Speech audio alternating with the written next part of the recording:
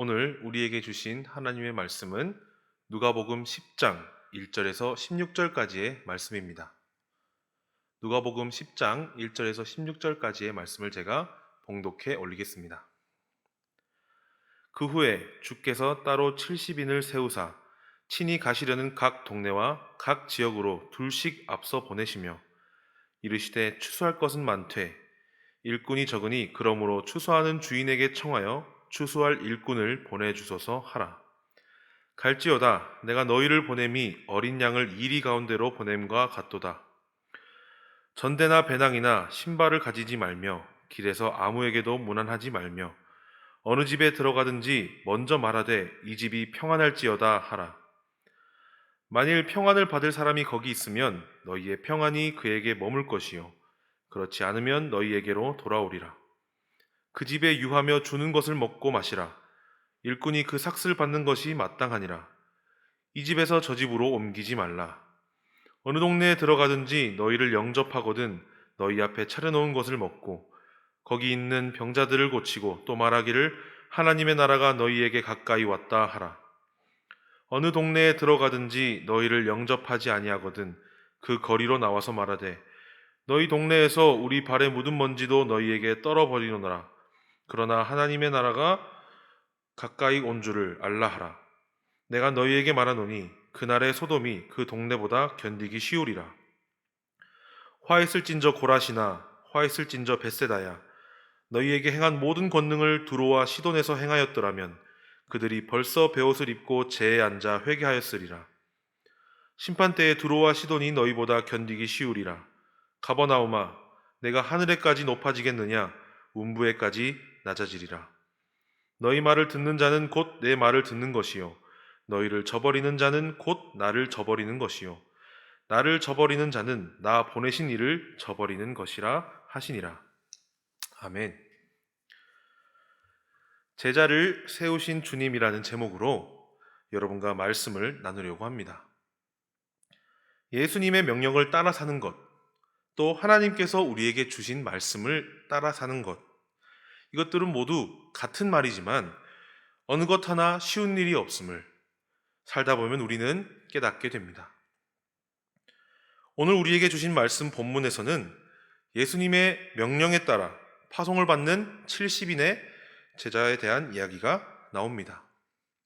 이 말씀 전에는 9장의 시작인데요. 12명의 제자를 부르시면서 시작이 되고 10장의 시작은 70인을 세우시면서 시작이 됩니다. 오늘 말씀 본문은 크게 세 가지로 나눠서 볼 수 있습니다. 1절과 2절은 70인의 제자를 파송하시는 장면입니다. 두 번째로는 3절에서 11절까지의 말씀인데요. 이리 같은 세상의 제자들을 보내며 예수님께서 제자들에게 말씀하시는 제자들의 마음가짐에 대한 것입니다. 세 번째로는 12절에서 마지막 16절까지의 말씀인데 이 70명의 제자들을 영접하는 여부에 따른 결과가 어떻게 달라지는지 말씀해 주십니다. 먼저 말씀의 첫 부분을 살펴보도록 하겠습니다. 1절부터 2절 말씀을 제가 읽어드리도록 하겠습니다. 그 후에 주께서 따로 70인을 세우사 친히 가시려는 각 동네와 각 지역으로 둘씩 앞서 보내시며 이르시되 추수할 것은 많되 일꾼이 적으니 그러므로 추수하는 주인에게 청하여 추수할 일꾼들을 보내주소서 하라. 아멘. 이 말씀을 보게 되면 본문에 나오는 제자 70인은 앞서 9장에 언급되었던 12명의 제자와 다른 사람들임을 알 수 있습니다. 그 이유는 본문에 주께서 따로 세우셨다라고 말씀하시기 때문입니다. 이 본문에 세우셨다라고 하는 동사는 헬라어의 원어의 뜻이 있는데 마치 외교 활동같이 공식적인 권위를 그들에게 부여해서 파송한다라는 뜻이 있습니다. 그래서 이 70명의 사람들이 그냥 어디에나 있는 그냥저냥 있는 사람들을 불러 모아서 너희 이거 해라 이렇게 보내는 것이 아니라는 말씀입니다. 예수님께서 70명을 한 명 한 명 보시고 그들을 데려다가 뒤에 있는 말씀처럼 이리 같은 세상에 내놓는 그들을 위해 걱정도 하시고 또 충고도 해주시는 것입니다. 이어 2절에서는 농사하는 일에 빗대어 예수님께서 말씀하시는 부분입니다. 추수할 일꾼이 추수할 것들보다 적다는 말씀은 그 당시에 예수님의 사역이 결실을 맺고 있었다는 뜻입니다. 그리고 그것들을 전할 일꾼들이 부족하다라는 뜻입니다. 그래서 추수하는 주인인 우리 아버지 하나님께 기도하여 또 요청하여 함께 일할 동역자들을 보내달라고 하는 것입니다. 이렇게 제자들을 파송하시면서 3절에서 11절까지의 말씀에는 제자들에게 예수님께서 조언을 하시는 모습을 볼 수 있습니다. 예수님은 3절에 제자들을 이리떼 가운데로 보내는 어린 양 같다, 이런 말씀을 하셨습니다. 예수님께서 70명의 제자들을 얼마나 아끼시고 사랑하셨는지 알 수 있는 구절입니다. 그리고 이어지는 말씀에서 제자들을 영접하는 마을과 그렇지 않은 마을에서 어떻게 행동해야 하는지 설명을 하십니다. 이 구절들 중에서 중요한 것은 4절 초입 부분에 나오는데요. 전대나 배낭이나 신발을 가지지 말며 라고 말씀하시는 부분입니다. 좀 아이러니한 부분인데요. 분명 예수님께서는 제자들이 이리떼 가운데 있는 어린 양 같다, 이렇게 말씀을 하셨는데 양들이 칼과 또 창과 방패를 들어도 모자랄 판에 이런 말씀을 하신 이유가 무엇일까요? 전대는 요즘 말로 지갑이라고 할 수 있습니다. 또 배낭은 옷과 음식을 보관하기 위함이며 또 중동의 거친 땅을 걸어가는데 신발을 가지지 말라라고 이렇게 말씀하시는 것은 저로서 이해가 잘 되지 않습니다. 그러나 이 말씀은 바로 하나님으로부터 오는 공급을 의지하라 라는 말씀입니다. 70인의 제자들이 전도를 하고 말씀과 같이 하나님의 나라가 가까이 왔다, 이렇게 메시지를 선포할 때에 예수님께서 말씀한 것과 마찬가지로 그 마을이 예수님을 영접할 수도 안 할 수도 있습니다.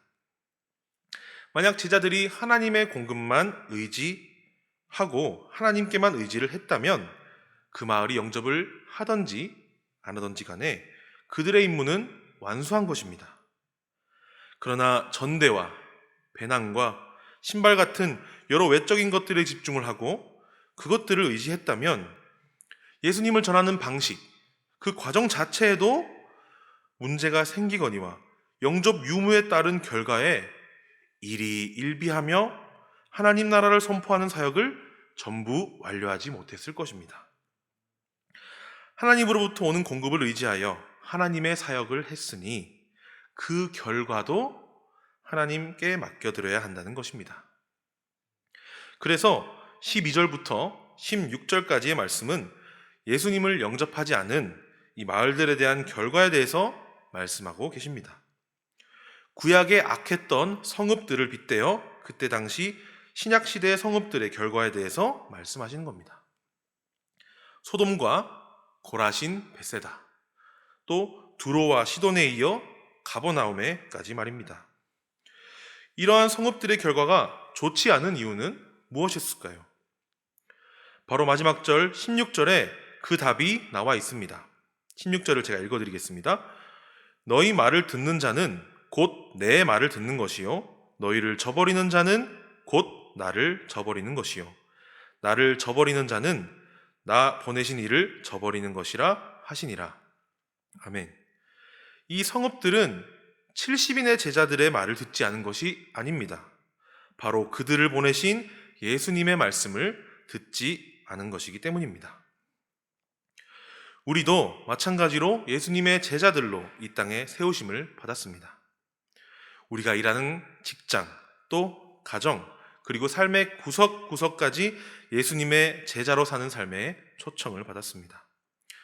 그렇지 않아도 쉽지 않은 우리의 삶이었는데 코로나 상황까지 겹치며 우리의 삶은 중심을 잃고 휘청휘청 거리게 되었습니다. 그러나 위기를 기회로 바꾸어 주시는 우리 주님께서 말씀에서와 같이 추수할 것은 많으나 일꾼이 적다고 말씀하십니다. 우리의 위기는 곧 다시 우리의 기회가 됩니다. 예수님의 제자로 바로 설 수 있는 기회를 주님께서 허락하셨습니다.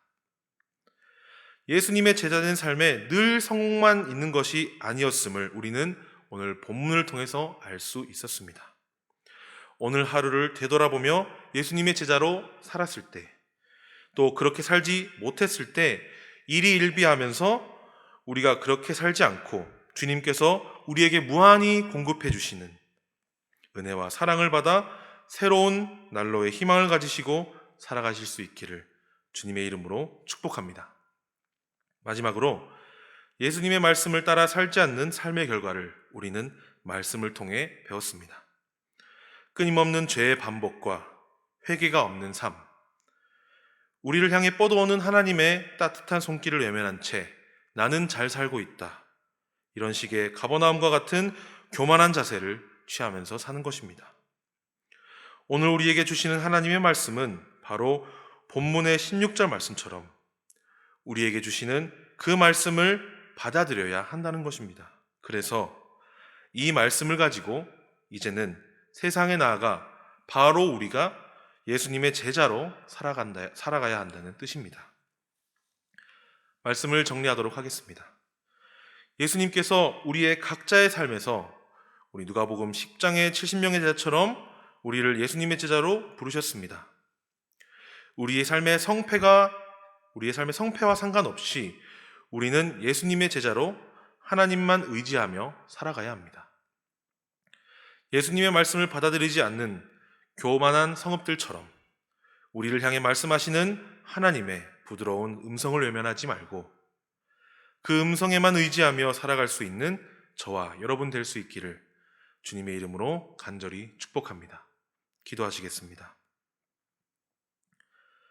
우리를 불러주신 주님, 우리가 새로운 하루와 새로운 한 주를 시작하는데 함께하여 주심을 감사드립니다. 주님의 제자로 사는 삶이 힘들 것 같아서 외면하던 우리를 이 시간 돌아봅니다. 주님의 손 잡고 다시 걸어갈 수 있도록 도와주시옵소서. 주신 말씀으로 살아가는 제자의 삶에서 늘 주님의 음성에 깨어 있어 잘 들으며 또 응답하며 살아갈 수 있도록 우리를 붙들어 주시옵소서. 사랑이 많으신 예수님의 이름으로 기도드립니다. 아멘.